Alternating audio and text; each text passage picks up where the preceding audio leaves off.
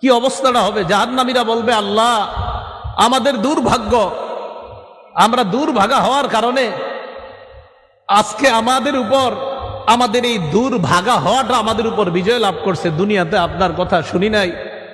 ওয়া কুন্না কওমান দাল্লিন, আল্লাহ আমরা ছিলাম পথভ্রষ্ট সম্প্রদায়। রব্বানা আখরিজনা মিনহা, আল্লাহ আমাদেরকে বের করে দেন না এখান থেকে।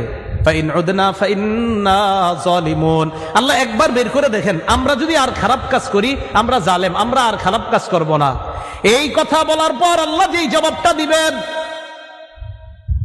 আল্লাহ বলবেন ইখসাউ ফিহা ওয়ালা তুকাল্লিমুন, আল্লাহ বলবে লাঞ্ছিত অবস্থায় জাহান্নামে থাক, কোনো কথা বলবি না।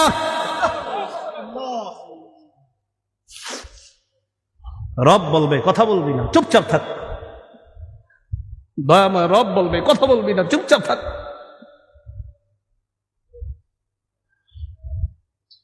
আমি তোমাদেরকে কি সতর্ক করি নাই? আপনারা জানেন যে ফেরেশতারা এটা বলছে, এটা বলছেন আল্লাহ যখন বলবে লাঞ্ছিত অবস্থায় চুপচাপ কোনো কথা বলবি না, বহুত পেরেশানির মধ্যে পড়ে যায় আয়াত যখন পড়ি।